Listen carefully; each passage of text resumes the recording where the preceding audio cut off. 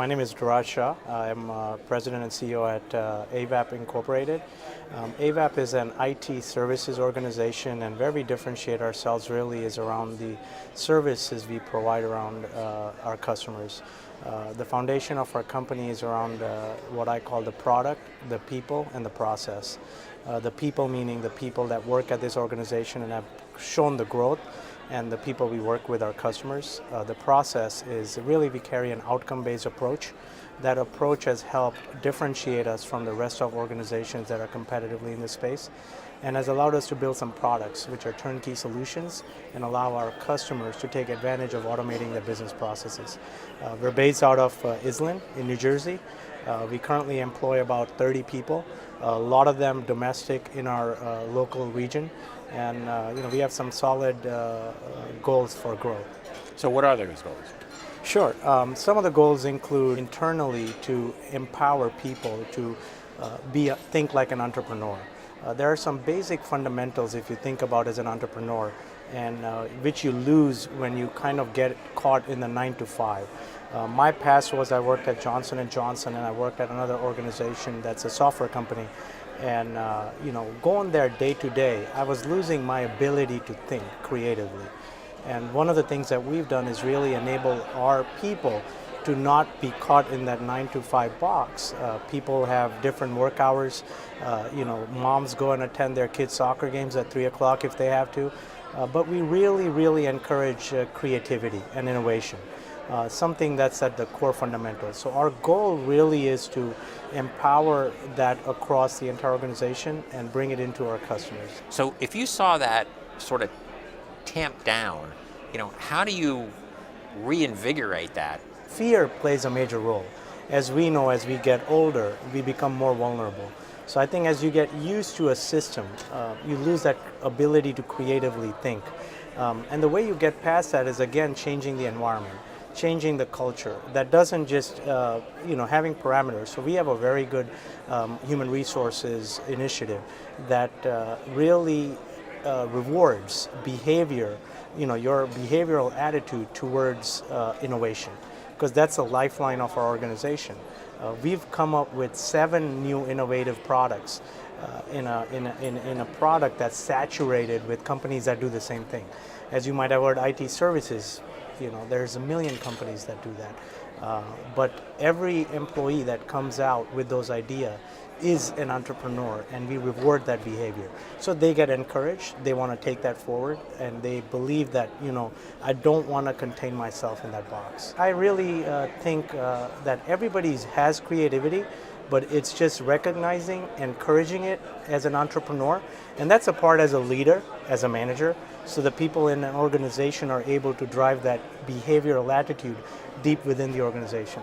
Let's talk a little bit about you, and I want to just sort of get your startup story. I come from a background of entrepreneurs. Maybe it's part of where I was born. I was raised. I was born and raised in India. We belong to a sect that is, as if you are aware of history, old Indian architecture was the first that kind of segregated duties. You had the warriors, so ours was the business acumen. So it's something that was always inherent. When I came here and I took a job, the first thing is it's seen as a negative. You never work for somebody else. Getting to be in a big organization and losing your ability to make a change, right, was something that was eating me away. After spending 12 years in corporate America, I was going through a lot of internal challenge. On one hand, being used to a paycheck that I survived on, and on another hand, my internal drive to go out and do something that was visionary and something that I believed in. What really made it happen was a constant nagging to my wife, and one day she just said, "You know what, I think you should just go do it. And if you're not going to be able to succeed, we know that you tried and it's behind you." It was a self-conviction, belief, the moral support of the family, and started something that now obviously is one of the best decisions that I ever made. It occurs to me as we talk to different entrepreneurs here, in some ways it's easier to be the struggling entrepreneur than to be the successful entrepreneur. So what happens when you find yourself growing at this rate? That's a wonderful rate, but it's pushing you to grow. I mean, people are asking you, the Kauffman Foundation is saying, hey, that's a great job. How are you going to get bigger? It's wonderful that you've got this many employees. How are you going to double that? One of the things really is finding the right leaders. We become habituated as entrepreneurs to run everything within an organization. We want to have control at every single portion of our business, and we don't trust. And in order to continue to scale that growth, I think a key part is going to be finding the right set of leaders to take this to the next level, who think like you, who follow the same principles that you're laying down. I think if you do those things, it becomes natural. What I want to be careful about in our organization, and big message I picked up here, is not getting lost in just that rat race of growth. You talk about blending where you bring your culture, and then what that means for America and entrepreneurship, really the American dream. I mean, that's what it's about, and it's through you that lives on, and it needs to continue. Absolutely. I mean, God bless America. I think we are part of the greatest country in the world.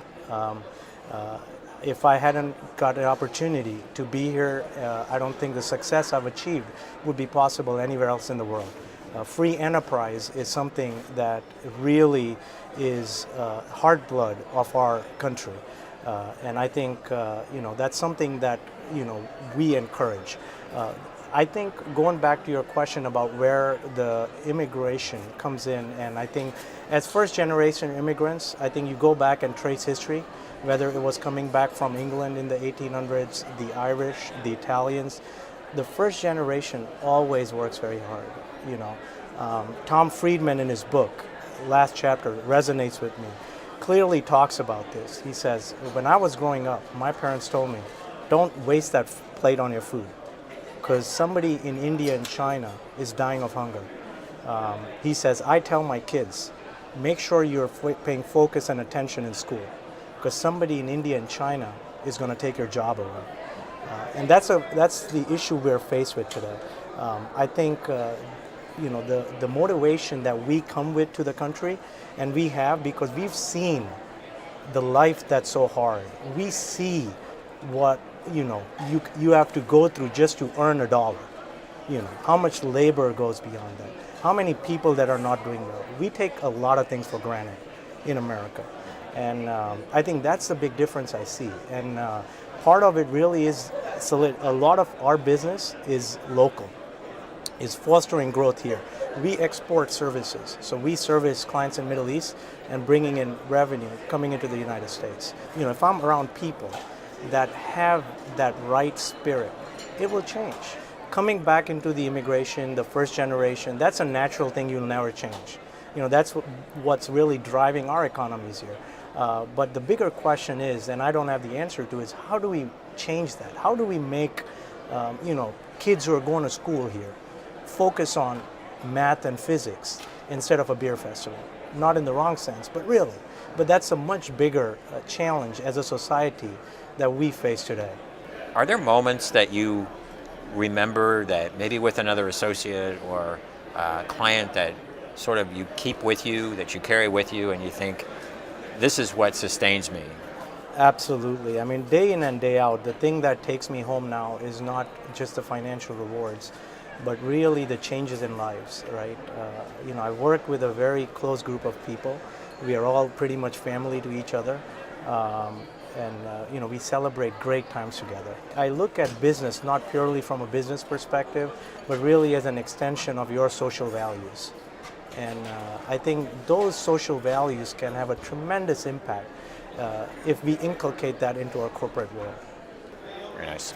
Thank Good you job. very much.